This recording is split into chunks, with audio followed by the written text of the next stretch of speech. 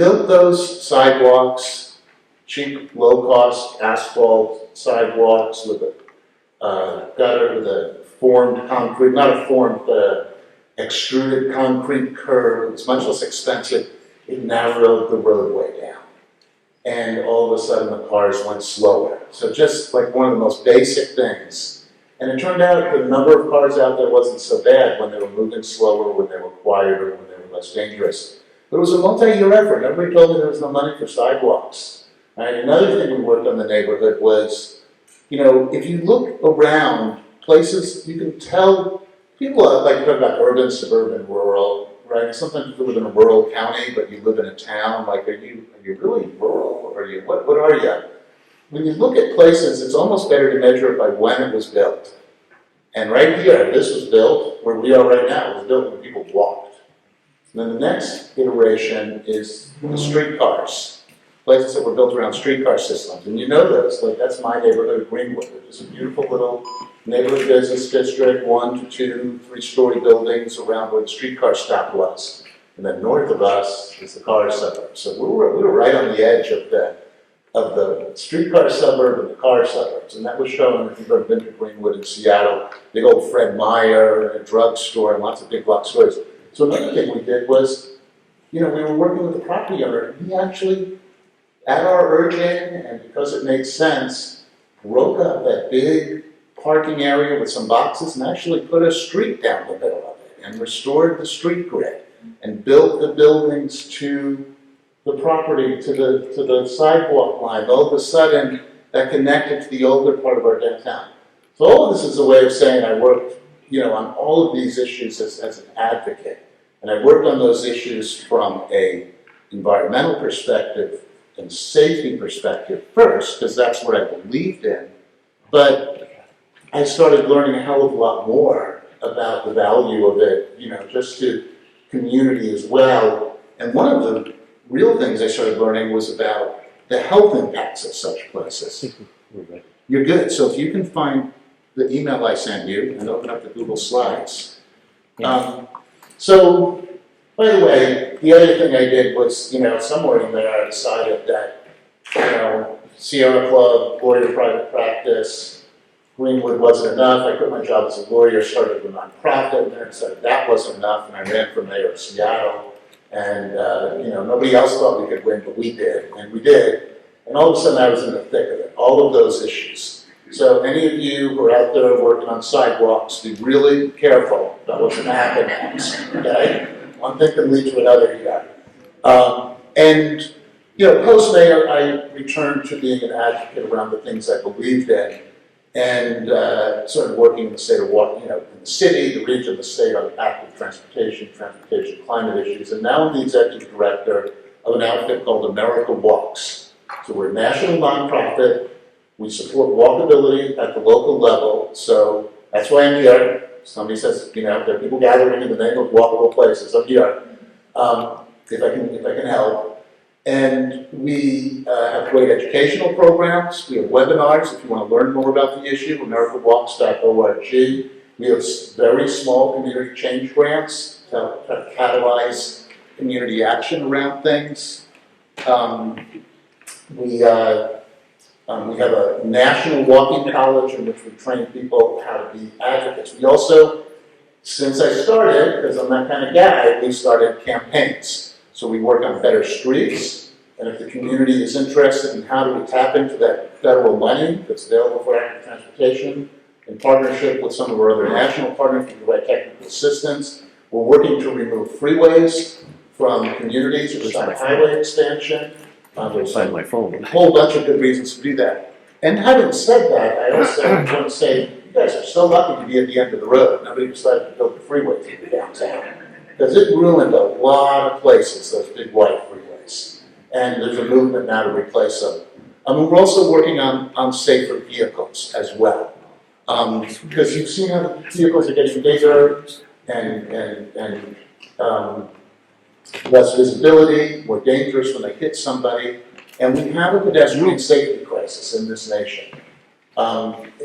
Pedestrian deaths have been rising. By the way, the rest of the developed world, they're going down. in this country, they're going up. It's a combination of unsafe roads, unsafe vehicles, more distractions within the vehicle. So we're working on safer vehicles, and I'll mention one campaign. We'd love the feds to have stronger vehicle safety standards, but while we wait for the feds, we are urging municipalities, regions, other agencies, states, to buy, retrofit their vehicles with intelligent speed assistance, hold city vehicles to the speed limit on local streets, GPS, and you see where you are, and what the speed limit is, and what. Maybe the same people make cruise control, so they know how to make the car go a certain speed. So that's the Safer Fleets Challenge. Let me, boy, now we're getting so close to the slides when I really need them. Now is when I'm really needing the slides. But I'll give you a few more. I can talk through a few more things. One of our major funders is the Centers for Disease Control. And one of the reasons they fund us is they do a lot of analysis of what do we need to do to make people be healthy, live longer lives. And diseases of inactivity, heart disease, diabetes, etc., there's no real medical treatment for them. There's not a vaccine for that, right? The vaccine for that is physical activity. So Centers for Disease Control funds us. Yes, sir. So I've got I'm sorry. I couldn't get my other email open because of the security I have on there. So I have a different email address that I've just opened up. So if you could forward that to TransLab. Go for it. So the studies have been done of where people live, the nature of the community. So how many people here have seen Walk Score? Right? So that was research done by a guy named Larry Frank. He's a researcher. And what he did was they actually tracked people, how much activity they got, and compared it to the places they live. And they looked at the walkability of a place by looking at how many destinations were nearby, intersection density, how many intersections there were, things like that. And what they discovered is that, surprisingly, I needed to study for this, but it's true. If you live in a walkable place, you walk more, right? It's and a lot more, right? So the most walkable places, you walk like 44% more, if I remember the stat from my slideshow. That will come up at some point. Now, having said that, they also find significant reductions in stress, and stress is a source of disease as well. So they track the health outcomes of people. 14% reduction in heart disease among people that live in walkable places. 39% reduction in diabetes amongst the people that live in the most walkable places. So the health benefits of this, this is one of my favorite ones, walkability and sense of community. There's a 47% increase in a sense of community in a more walkable place. Not surprising. Yeah, we really like it. This was my neighborhood. That was the street without sidewalks. There it is with sidewalks and curbs. Isn't that better? Are we getting them? This was the McDonald's just in front of the unwalkable big box store area. That's the new street they put in, where the old McDonald's was. Built the buildings right up to this, really made the community more walkable as well. These were our programs. You have pretty pictures with it, but we'll keep moving through that. And what we do, I gave you our stats on pedestrian deaths, how much they've gone up through the pandemic. Here's a little sidelight to that. Like, we always thought, or so many people thought, that kind of pedestrian deaths and serious injuries were a function of the amount of driving. But then driving went down in the pandemic a lot. So what happened? Why did deaths go up? And the major reason appears to be that congestion is traffic calming. And that the absence of the peak hour congestion left the roadways open for people to speed. And people did. So speeding is a huge issue, because the other things we know is oh, let me go back to this one, I got a little ooh on that. That's us, United States there. Everybody else in the developed world has been going down. They were higher than us, now they're lower than us. We're holding steady, now going up. So it's not, I don't know, I don't think this is something uniquely in the American character. They have cell phones, they have to deal with the pandemic, and the rest. It's how we choose to build our places. This shows the importance of speed. I feel just obligated to show this at every presentation. If you're hit by someone driving at 20 miles an hour, you have a 10% chance of a fatality. That's pretty significant. Nobody wants to take that chance. At 40 miles an hour, we're looking at 80% chance of fatality. So slowing the cars to a speed in which they can see people, react to people, and if there is a collision, let's have it not be fatal. It's just huge. And one of the worst things we've done in American street design, and I think other people will cover this in more detail, is bring highway driving principles, highway design principles into the places where people are present. Now, you design highways to remove every possible obstacle. And they also have something they call the clear zone. The signs are big, the lanes are wide, it's all forgiving if you drive too fast.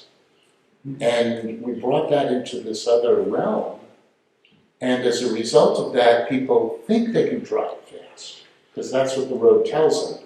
But in fact, in that realm, now you have driveways, and somebody working to cross the street, because the crosswalks are far apart. You have turning movements from other people, and all of those conflicts are not manageable at 40 to 50 miles an hour. So, there's kind of an either-or aspect. Either build a street, like this great street out front here. And I want to say, the drive into Port Townsend is a lot better than most other places.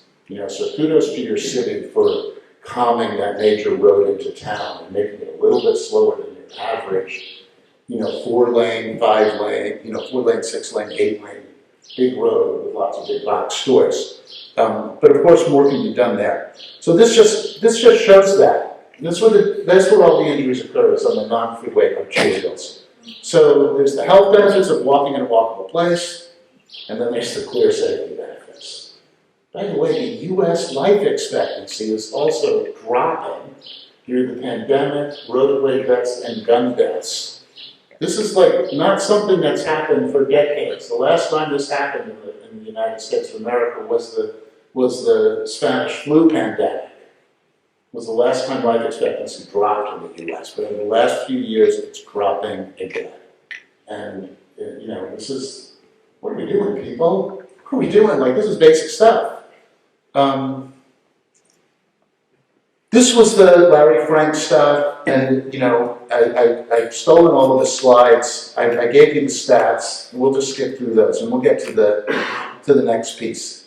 So there's another economic piece of all of this, right? Which is not well known, and I put some work into these slides. I hope you appreciate it. You recognize this building, right? It's right in the end of town, and it's probably a pretty good economically active place for your town, helps the tax roll, et cetera, et cetera.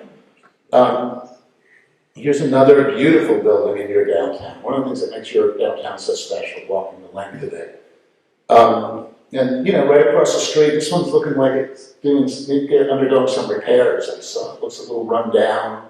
Some of the storefronts are empty on it, but it seems, I don't know the story, but it seems to be, maybe it's coming back, which would be great, but it seems like it's a little run down at the heels right now.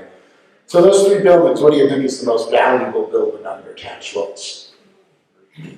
1, 2, or 3. How about who's for 1? Most valuable building on tax rolls. Who's for 2? Who's for 3? Yeah, almost nobody. Okay. Well, let's do the math. If sheer dollar numbers, yes, everybody who answered 1, you're right. The property tax evaluation of building 1 is $6.6 million. But this one's surprisingly worth quite a bit, 5.6, almost the same amount of money. And this last one, 1.1 million. But let's not look at the total numbers. Let's do this. What's our revenue per acre? What if you were a farmer? Would you count how much grain you grew? or how much grain per acre, because it matters, right? Because if it's more acres, it's more gas, it's more time on the tractor, it's more everything. It's more land you gotta buy, it's everything. So, you can see where this is going, can't you? Here we go, people. 2 million an acre, and that's still worth a lot. That building right in the middle of your downtown, $22 million in property tax valuation per acre. And even that rundown one is worth almost 4 times as much to the city tax rolls as the other one. Now, this is really, I may have mixed up some of my slides here. I meant to reveal one of these dollars at a time, and they all came out at once, so we'll see what happens next. Now, what's really fascinating here, though, is why, right? Because that one that's producing 22 million per acre, you probably could not build today, legally. If you were parking minimums in the city, you couldn't build that. You might have a setback requirement, I don't know, but that building is built right to the edge of the sidewalk, which is the way main streets have always been built. But for some reason we decided we need some setbacks, oftentimes, for commercial buildings. I took a quick look at the code. I saw that there's a height limit to allow the bluff to be seen. I'm betting this building might exceed the height limit, right? But this building is doing more to maintain your roads, keep your libraries and parks open, build those sidewalks that people in the city probably want than that building is. Not only that, if you take a look at it, this building, yeah, it's on a quarter, so it's got 2 street fronts, but it's got a hell of a lot less asphalt in front of it than the other building. Lots less asphalt. It's got a lot less length of pipe, right? I got one of the city guys over here, less pipe, he's going, yeah, less pipe, right? Yeah, less asphalt. He knows how much each foot of pipe costs to replace. He knows how much each foot of asphalt costs to repave. Right? And he's got to get that every year or let it fall apart. And he's got to listen to everybody talk about why can't we have more library hours? And when are we going to build sidewalks? This, by the way, happens to everyone who works in my position too. I was mayor of Seattle. It was 2009 when I took office. The recession was deep. I had to make deep cuts across city government, to balance the budget. Revenues were down. So I kind of have choices. Do I raise taxes on all these struggling businesses and struggling people with high unemployment? Or do I cut services? Maybe there's a third way, I thought. And this is why mayors become advocates for infill housing and become advocates for reducing regulation so people who want to open a small business can do so. Right? Because those people will come, and that's additive tax dollars. Even with IMAN, that's additive tax dollars. Right? That's additive sales tax. That's additive real estate transaction taxes. And all of that allows us to provide the level of services that people want in a city. So we all become those advocates. Yeah, I did mess up my reveal. I left in one. Okay. By the way, this is not merely a Port Townsend example. There's an outfit called Urban 3. They do these analyses across the country. They find the same things everywhere. I just looked at the property taxes, but in this case, he's looking at all of the tax sources. And mixed-use downtown buildings on a small footprint outperform every other building type by a lot. And they're comparing it to the Walmart, which you'd think is which have destroyed downtowns across the country. Right? But they've gobbled up some green space, ton of asphalt surrounding it that the city has to maintain, and it turns out to be a little bit better than the single-family zone in terms of yield per acre. Single-family zone is the worst yield per acre, by the way. So apartment buildings are pretty great too. So this is kind of a deeper analysis in a town called Lafayette, Louisiana. So you take a deep look at that. So the green is where they actually tried to analyze revenue and expenses. So the green are the places where the revenues from the property exceed the infrastructure costs of the city of supporting that property. And the red is the opposite. Those are underwater places where the infrastructure costs for maintaining that property exceed the taxes from those properties. And it's the same everywhere you go. It's your downtown spikes and your apartment buildings spike, which is pretty interesting. So the renters aren't a burden on your community. The renters in apartment buildings are not a burden on your community. They are giving you more in taxes than they are taking out in cost to maintain the property. And it's, I hate to get all equity here, but it's the big single-family properties at the end of the cul-de-sac that are usually the least well-performing. So we have this cross-subsidization in most towns. But ignoring that, if you want more sidewalks in your town, and I know you do, if you want more services overall, if you want to keep all of your things in a condition of good repair, one of the best things you can do is get more buildings like that, like those old buildings downtown.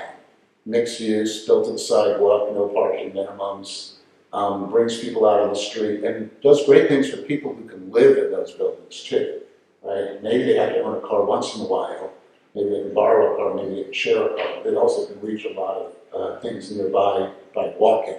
So great for their personal income as well. And that's a great, like this is the American ideal of how we used to build places. I want to make one more observation. You know, those people that built your downtown, right? And it started, I bet it was pretty, if you look, it's pretty small shacks down there on the water when they started. Right? And somebody built the next thing, and they built the next thing. How many of them had urban planning degrees that built this town, right? I bet you there wasn't a single one, right? But they knew in their thrifty, let's make some money, let's build a thriving, prosperous place. They knew what it took to build a place that has stood the test of time, right? Like everybody who shows up here has the same reaction. Wow, this is great. I want to walk around here. I want to spend some time here. I want to spend some money here too, you know, just by virtue of being here. And somehow or another we forgot that time-tested wisdom. You didn't have to go to school to learn it because that's how we built places.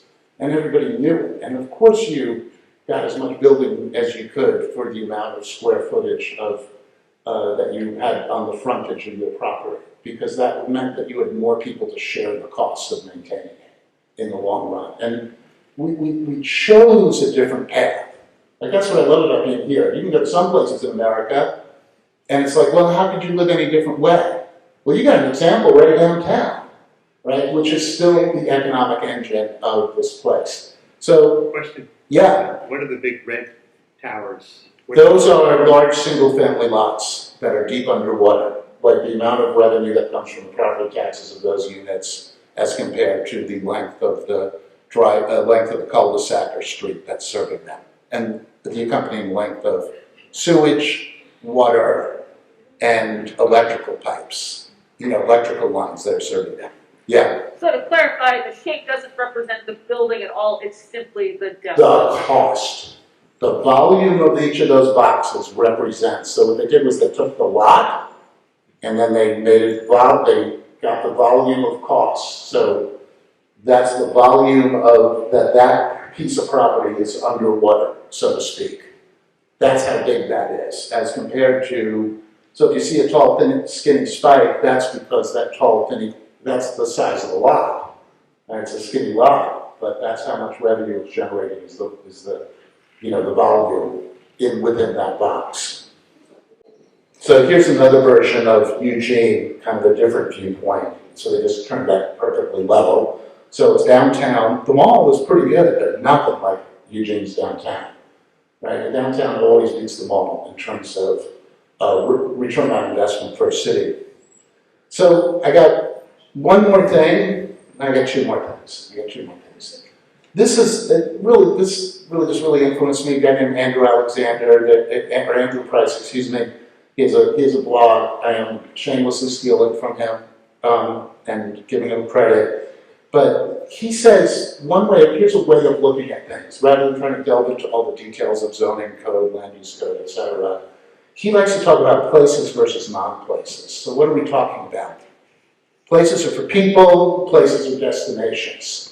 And so examples of places are obviously all the stores and the homes are places. But so are parks and gardens, plazas, and we can even count, sidewalks on human-oriented streets, right? And non-places are the space between the places. And that would be roads, freeways, parking lots, and green space. And this is an interesting one, green space, because that sounds good. But what he's referring to here is, like that strip of green between the parking lot and the roadway, right? So it's green, it has grass, but it's not a place. And you can tell because places have names, and people go to it. Nobody's going to pull up a lawn chair. That space is green that's between the building and the roadway. And I just want to say, one of the beautiful things about Port Townsend coming here for years is how many of your road ends and non-places right in your core you've turned into places. It's just magnificent to walk down your roadway. But think about that more broadly across the entire city. So San Francisco, blue are places, red are non-places. This is downtown Phoenix, which isn't that bad. If you went out to the rest of Phoenix, it's pretty bad. But blue are places, red are non-places. And this, boy, we know these places are non-places. Like nobody's going to walk here. It's too far. It's too unpleasant. It's too loud, right? It's too much pollution, too much stress. Where is that? This could be anywhere USA. Seriously. I mean, I could, if I had the time, I could have found something within 25 miles of here, easily. Right? I could find all three of these examples. That's why this urban, suburban, rural is too general. I think you have to get really more granular. Downtown here is that first one, really place full. But you don't have to get too far into Port Townsend or other parts of Port Townsend to see places that, while not as bad as that, are getting to there. And so really use those eyes, like it's a way to look at a place and say, well, how would we get one of those walkable, full places that have that delight and wonder and community and health and economic vitality and personal savings. God, I haven't even brought climate into this, and that's how I got into all this stuff, right? Like the reduction in fossil fuel and carbon emissions, both from the automobiles, not using the automobiles, not building the automobiles, not using automobiles, but the buildings themselves use a lot less energy, right? Shared walls and the conservation of energy in a larger building as compared to other buildings. So huge climate impacts as well. So I got the 5-minute sign. So this is where I'm going to close, because I think this is where we are today, right? Like you're here because you really care about your city. The folks that have organized this want to spark a public discussion and a community discussion. And I had dinner with some of the other speakers last night. And just as an aside, these organizers, man, like I try to get these speakers for my national webinars. You got yourself a national quality panel. I bet you some of them are spoken at international conferences. So you're really great. If you want to get something done in local government, as between elected officials, agency officials, and the public, you need 2 out of 3. And this is like, somebody said this to me, and I wish they'd told this to me before I was mayor. It would have been really helpful. Because sometimes I was all alone, and I was somehow it's the right thing to do. I couldn't win. You think a mayor has power, right? Well, it turns out, right? Other people have power in the system too. But agency officials, I'm sure, feel the same way, right? They know what's right, but the elected officials don't get it, the public doesn't get it. And I know the public sometimes feels that way. Well, what does it take, man? By the way, it's 2 out of 3. This is a little bit of an aside. Okay, don't remind me. I don't need to read anything. You notice that they don't put highway expansion to a public vote anymore in the state of Washington? They got the agency officials and the elected officials on this one. They're not asking the public anymore. And I played a role in 2007 when they brought a package of both highway expansion and rail and sound transit expansion together in the Puget Sound region. And in the Sierra Club, we opposed it because it was bad for climate and just bring back the light rail alone. And we defeated it. Even with light rail attached, they couldn't pass the highways in Puget Sound, which pays for taxes, right? Which votes for taxes, excuse me. And the next year they brought light rail alone, and it passed, 65% easily in the same region. But digression over. Back to this. Sometimes people wonder, how, where does the change occur, right? And we sometimes think it occurs if we can just change the mind of the elected official or change the mind of the agency official. But one of the things I discovered as a mayor, I thought that my advocacy before becoming mayor was important. And after I was mayor, I realized it was absolutely essential, right? There are laws and there are laws. And if the public isn't on board with the law, we passed complete streets in Seattle 15 years ago, and they're still building streets that don't have bike lanes, right? Even though there's legislation that says they should.